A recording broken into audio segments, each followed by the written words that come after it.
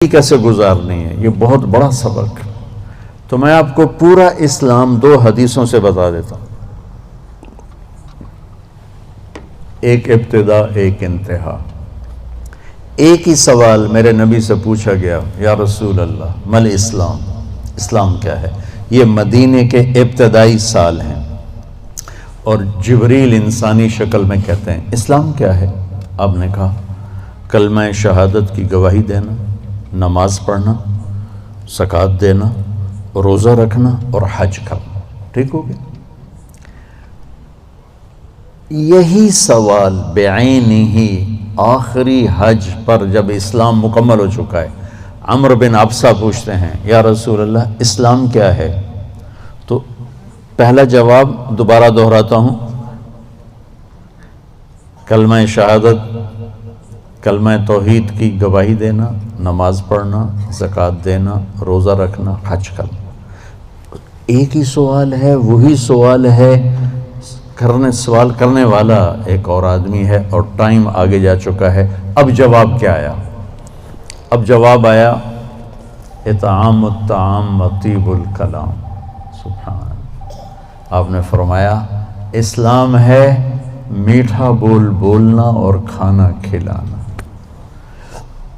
میٹھا بول، میٹھا بول۔ میں اللہ کی قسم اٹھاتا ہوں جو سن رہا ہے، ساری دنیا کے شہد میں اتنی مٹھاس نہیں جتنی زبان کے میٹھے بول میں مٹھاس ہے، اور میں اللہ کی قسم اٹھاتا ہوں 7 سمندر کے پانی میں اتنی کڑواہٹ نہیں جتنی ایک زبان کے کڑوے بول میں کڑواہٹ۔ ایک بول دلوں کو زندہ کر دیتا ہے اور ایک بول دلوں کو ویران کر دیتا ہے۔ ایک بول گھروں کو آباد کر دیتا ہے اور ایک بول گھروں کے ٹکڑے ٹکڑے کر دیتا ہے۔ تو آپ نے کہا اسلام کیا ہے؟ میٹھا بول بولنا، کھانا کھلانا۔ اچھا کھانا کھلانا تو چلو غریب آدمی کہاں سے کھلائے گا؟ میٹھے بول میں تو پیسے نہیں لگتے۔ کسی کے ساتھ مسکرا کے ملنا، خاص طور پر والدین، بیوی، بچے، بچوں کے لیے ماں باپ، بیوی کے لیے خامند، خامند کے لیے بیوی، ان قریبی رشتوں میں میٹھا بول فرض عین ہے، اور کڑوے بول سے بچنا فرض عین ہے، ورنہ ہم اپنی نسل کو توڑ کے رکھ دیں گے۔ گھروں کی آبادی کا تعلق اتنے بڑے گھر سے نہیں ہے کہ ایڈا وڈا گھر ہوئے گا تو تاں زندگی چنگی ہوئے گی۔ گھروں کی آبادی کا تعلق اچھے اخلاق سے ہے، میٹھے بول سے ہے، درگزر سے ہے، معاف کرنے سے ہے، حوصلہ افزائی سے ہے۔ اگر یہ باتیں نہیں ہیں تو زندگی ویران ہے۔ یہ جتنے بڑے کاروباری ہیں ان کے پاس نہ بیوی کے لیے ٹائم ہے نہ بچوں کے لیے ٹائم ہے۔ یہ کاروبار کے لیے پیدا ہوتے ہیں اور اسی کو کرتے کرتے مر جاتے ہیں۔ یہ اتنی بے اعتدال زندگی گزارتے ہیں کہ ان کی لائف کوالٹی پر رحم آتا ہے۔ یہ میرے نبی کا طریقہ زندگی نہیں ہے۔ میرے نبی نے کائنات کا سب سے بڑا بوجھ اٹھایا اور اپنے گھر کو ٹائم دیا، بچوں کو ٹائم دیا، بیوی کو 11 بیویاں تھیں، 9 زندہ تھیں، ان کو ٹائم دیا۔ مل اسلام، اسلام کیا ہے؟ ابتدائے زمانہ کا سوال ہے، اللہ اور رسول کی گواہی دینا، نماز پڑھنا، زکوٰۃ دینا، روزہ رکھنا، حج کرنا۔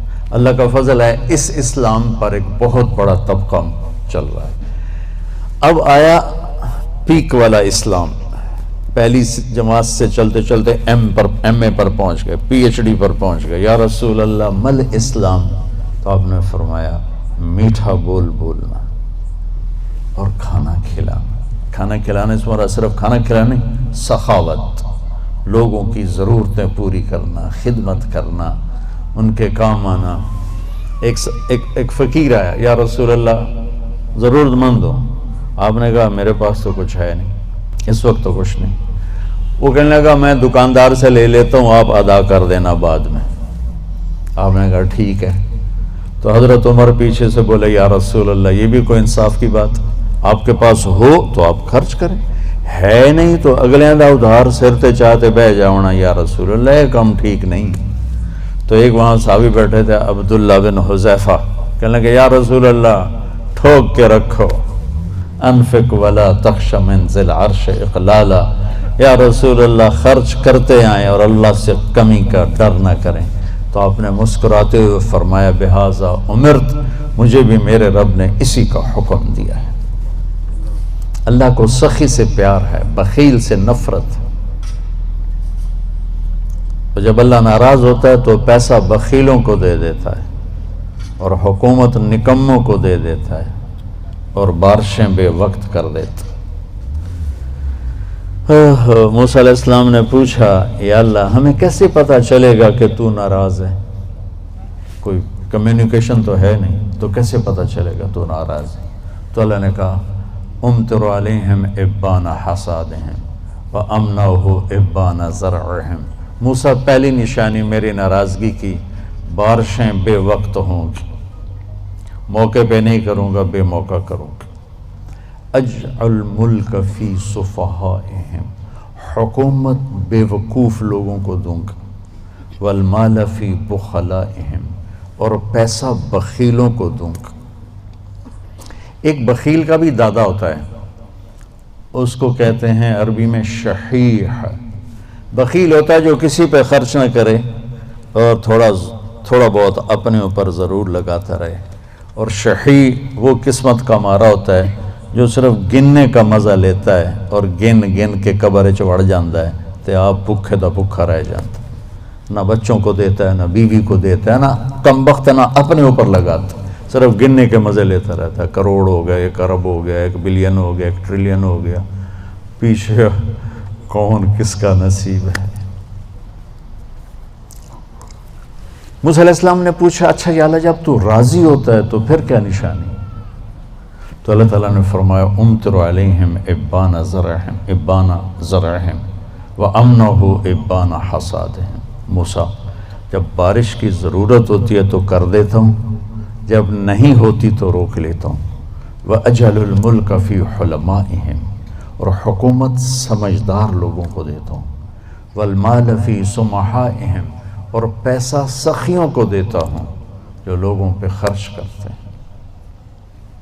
لوگوں کی ضرورتوں کو خیال کرتے ہیں، اپنے سامنے کھانے رکھنے سے پہلے ان گھروں کو بھی سوچتے ہیں جہاں چولہا نہیں جل رہا، اپنی بیٹی کے ہاتھ پیلے کرنے سے پہلے ان بیٹیوں کو سوچتے ہیں جن کے بالوں میں چاندی آ گئی اور ان کے ماں باپ ان کو رخصت کرنے کے لیے کچھ نہیں ہاتھ میں رکھا۔ امام زین العابدین کا انتقال ہوا تو ان کو غسل دینے لگے تو ان کی کمر پہ نشان تھے بوریاں اٹھانے کی، بوریاں۔ تو وہ غسل دینے والے بڑے حیران ہوئے کہ حضرت امام زین العابدین تو شاہی زندگی گزار، اللہ نے بہت رزق دیا۔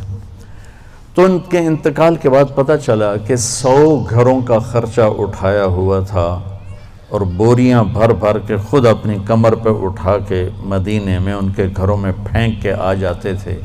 موت کے بعد لوگوں کو پتہ چلا کہ ہم پہ خرچ کرنے والا کون تھا۔ زندگی میں کسی کو پتہ ہی نہیں چلا کہ ہمارے خرچے کون اٹھا رہا ہے۔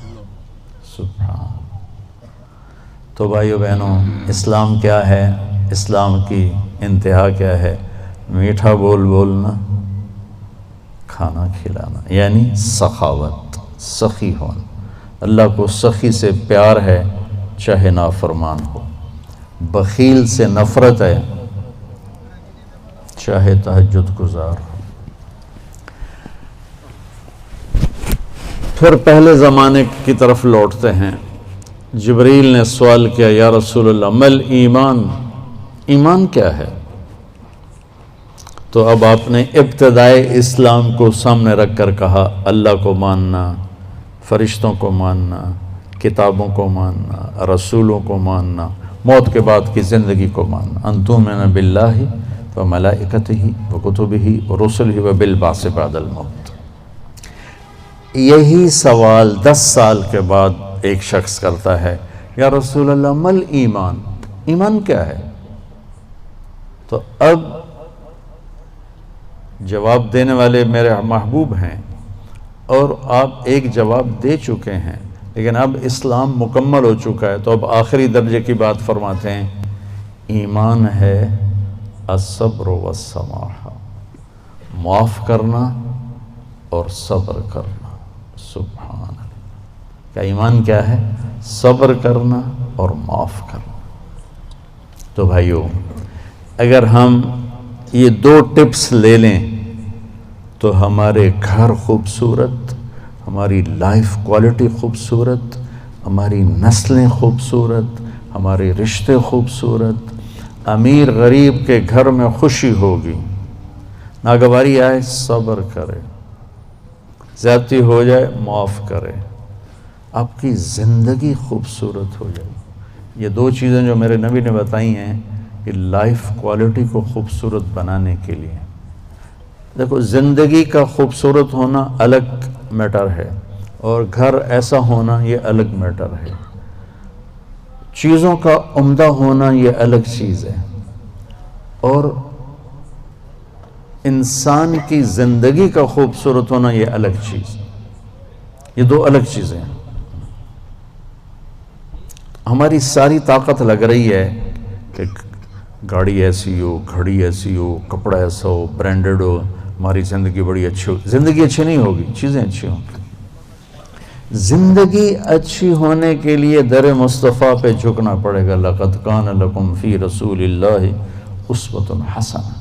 اگر تمہیں زندگی اچھی گزارنی ہے نا تو میرے نبی کے پاس آؤ، وہ تمہیں ڈیفنس سے نہیں ملے گی، کیماڑی سے نہیں ملے گی، چھوٹے بڑے کاروباروں سے نہیں ملے گی، ہیرے کی انگوٹھی میں نہیں ہے، وہ میرے نبی کے غلامی میں ہے، جس کو میرے نبی لے کر آئے۔ خوبصورت زندگی۔